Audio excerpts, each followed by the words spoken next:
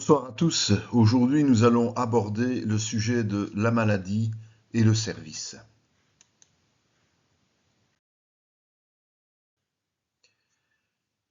À la lecture de Actes 19, 11, nous avons l'impression que l'apôtre Paul vivait dans la plénitude de ses moyens, tant physiques que spirituels.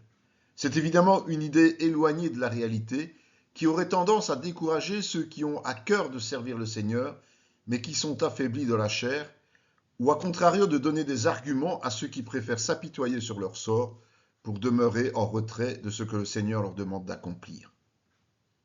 Or, Paul est un homme ordinaire, comme chacun d'entre nous, pas un super-héros, avec ses forces et ses faiblesses, habitué malgré cela à œuvrer pour le Seigneur en toutes circonstances et nous invitant à faire de même.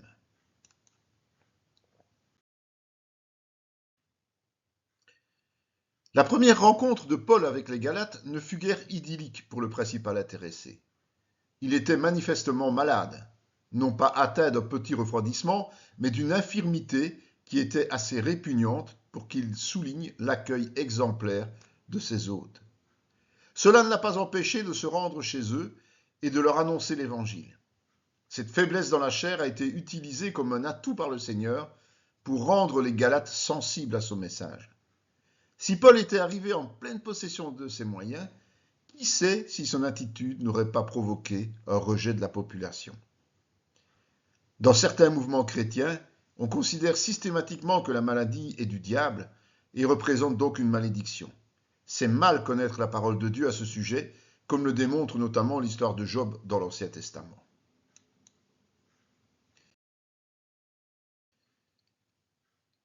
Lorsqu'un disciple se présente devant les hommes, si c'est l'orgueil qui prévaut, c'est vers lui que se tourneront les regards à cause de son discours biaisé et pas vers Jésus.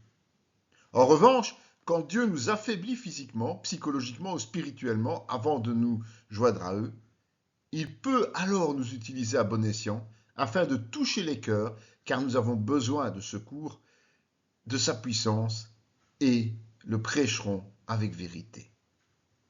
Notre foi et celle de ceux qui acceptent le message de la bonne nouvelle sera uniquement fondée sur Christ.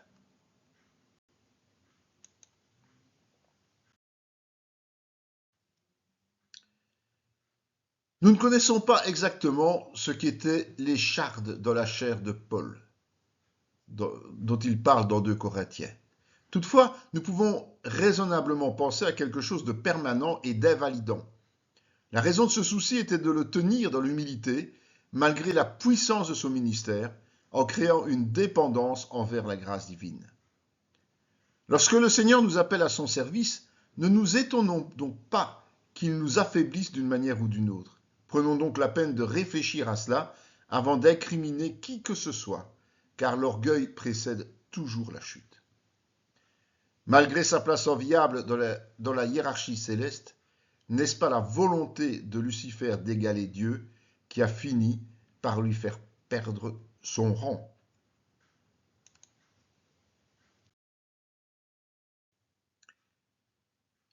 En fait, la logique humaine est totalement opposée à la vérité divine afin de nous permettre d'échapper à l'orgueil.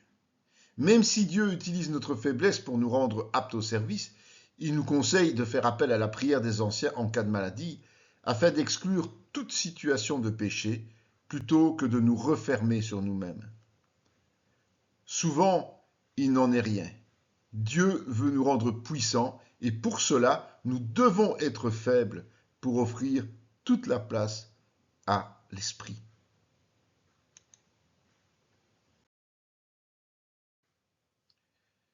Parce qu'il a compris que la logique de Dieu est opposée à la nôtre, Paul a accepté cette faiblesse charnelle. Mais c'est surtout en examinant l'état de faiblesse de Jésus sur la croix que nous accepterons plus facilement la nôtre. Regardons Matthieu 27, 39 et suivant. Alors qu'il aurait pu faire appel à des myriades d'anges pour le soustraire à toutes ses souffrances, il a obéi jusqu'à la mort. Sans cela, le plan du salut n'aurait pas été réalisé et nous serions toujours condamnés. N'est-ce pas une excellente motivation ?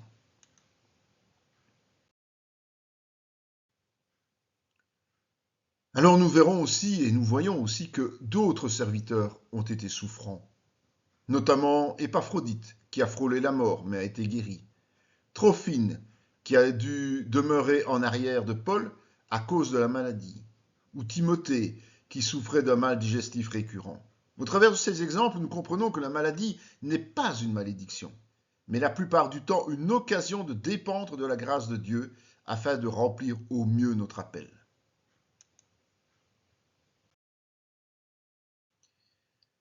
Ce temps de réflexion vous a apporté quelque chose? Eh bien, remercions le Seigneur pour cela et nous invitons à suivre nos chaînes de manière libre. Soyez bénis.